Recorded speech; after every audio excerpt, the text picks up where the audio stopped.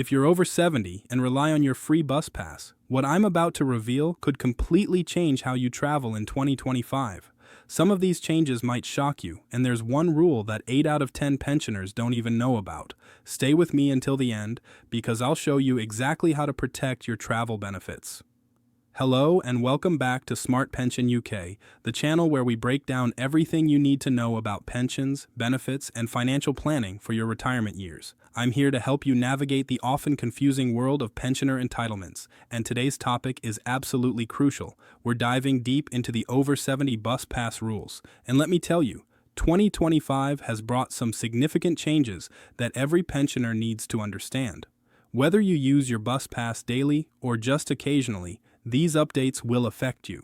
If you're new here, please hit that subscribe button and ring the notification bell so you never miss our weekly updates on pension news and benefits.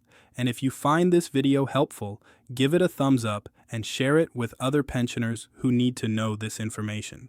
Right, let's get straight into it.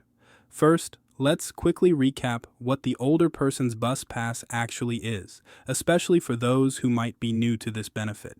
The older person's bus pass, often called the Freedom Pass in London or the Concessionary Travel Scheme, is a UK-wide initiative that provides free off-peak bus travel for eligible pensioners.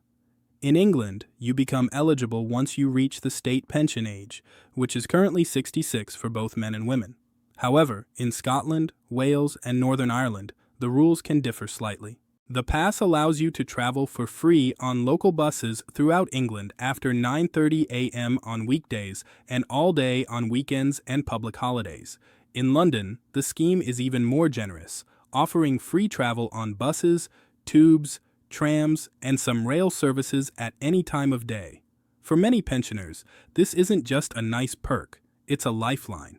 It enables social connections, allows people to attend medical appointments, do their shopping, and maintain their independence.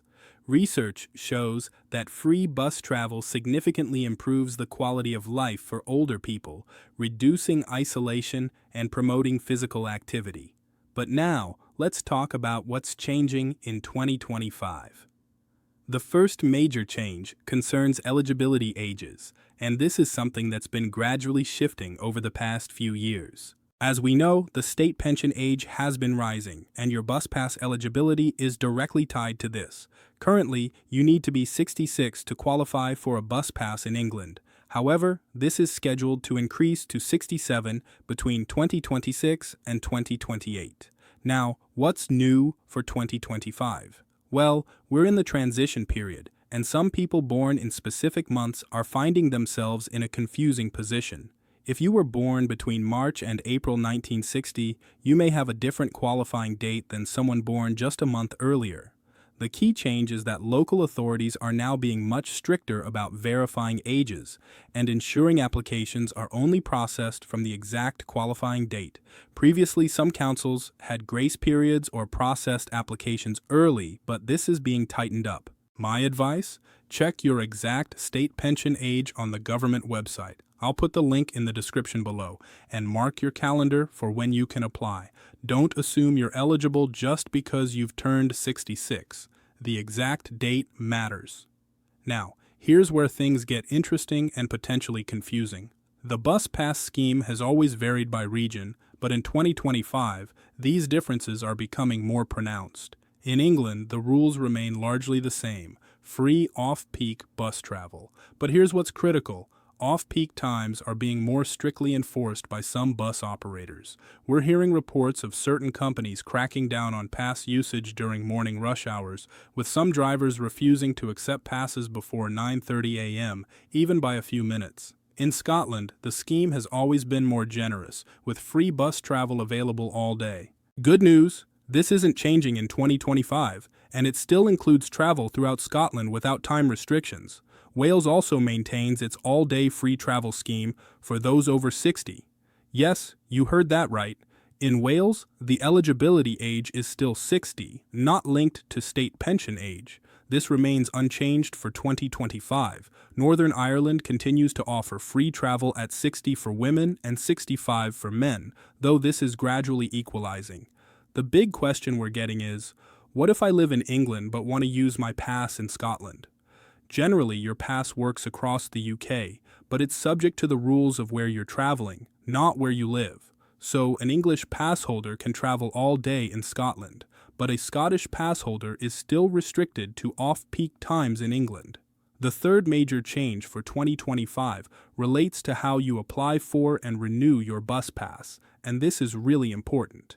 Many local authorities are now moving entirely to digital applications. This means you'll need to apply online through your council's website, upload a photo, and provide proof of identity digitally. For those who aren't comfortable with technology, this is proving challenging. However, and this is crucial, councils are still legally required to provide alternative application methods for those who can't apply online. You can usually call your local council's customer service line or visit a council office in person. Don't let anyone tell you that online is your only option. It isn't. Renewal processes are also changing. Some passes now need to be renewed every 3 to 5 years, whereas previously, many were issued indefinitely once you qualified. This is partly due to improved photo technology and fraud prevention measures. Additionally, there's a new push for digital passes. Some areas are trialing apps where your pass is stored on your smartphone rather than as a physical card. While this is optional for now, it's the direction of travel, pardon the pun, for the future. If you're worried about losing your physical pass, good news. Replacement procedures are becoming more streamlined, with some councils offering online replacement requests and faster turnaround times.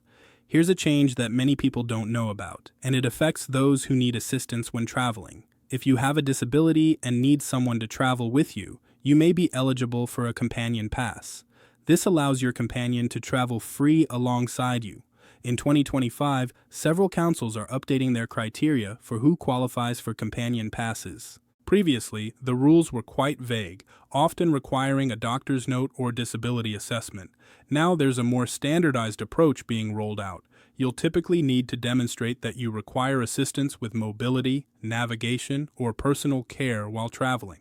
The key changes are more detailed application forms requiring specific information about your disability. In some cases, assessments by occupational therapists or mobility specialists, clearer definitions of what constitutes needing a companion.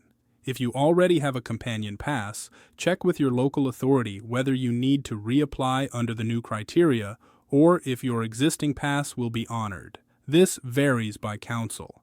It's also worth noting that in London, the Freedom Pass for disabled people has slightly different rules and includes a broader range of transport options. These rules are also being updated in 2025, so check the Transport for London website if you're in the capital.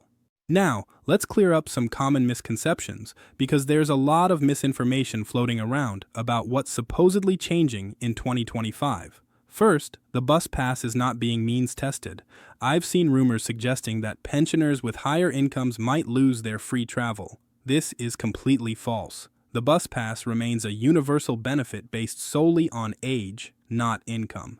Second, the off-peak times in England are not changing. It's still free travel after 9:30 a.m. on weekdays and all day on weekends and bank holidays. Some people think this is being pushed to 10 a.m. or later. That's not happening. Third, your bus pass does work on all local bus services across England, regardless of which company operates them. Some people think their pass only works with specific operators, but if it's a local bus service, your pass should be accepted during off-peak times. Fourth, you don't automatically get a bus pass when you reach state pension age. You must apply for it through your local council. It doesn't just arrive in the post. And finally, your bus pass is not valid on long-distance coach services like National Express or Megabus. It's only for local bus services. Right, let's talk about how you can get the most out of your bus pass in 2025. First, plan your journeys to avoid peak times. If you need to travel before 9:30 a.m., consider whether you can delay your trip or find alternative transport. Some councils offer discounted early morning travel for pass holders, so check with your local authority. Second, explore where your pass can take you. Many pensioners don't realize just how far they can travel using local bus services. You can chain together different local bus routes to reach destinations quite far from home, all for free. Third, Use your bus pass for physical activity. Getting off a stop or two early and walking the rest of the way is a great way to build more movement into your day. Fourth, check if your council offers any additional benefits linked to your bus pass. Some areas provide discounts at local attractions, shops, or leisure centers when you show your pass. And finally, keep your pass safe and report it immediately if lost. Replacement can take time, and you don't want to be without free travel while waiting for a new one. So, there you have it, the major bus pass rule changes for 2025 that every pensioner needs to know. To recap quickly, stricter age verification, regional variations becoming more pronounced, digital application processes, and updated companion pass rules. But remember, the core benefit remains strong. Free bus travel is still available and is a fantastic entitlement. My biggest piece of advice? Don't wait until the last minute to apply or renew your pass. Start the process as soon as you're eligible, and if you face any difficulties, contact your local council or visit them in person for help. If you found this video helpful, please give it a thumbs up and share it with other pensioners who need this information. Subscribe to Smart Pension UK for more updates on pensions, benefits, and retirement planning. We post new videos every week to keep you informed. Have you experienced any issues with your bus pass recently, or do you have questions about the changes? Drop them in the comments below, and I'll do my best to answer them, or even create a follow-up video if there's enough interest. Thank you so much for watching, and I'll see you in the next video. Until then, take care, travel safe, and make the most of your bus pass. Don't forget to subscribe and check out these other helpful videos on pension benefits and retirement planning. See you soon.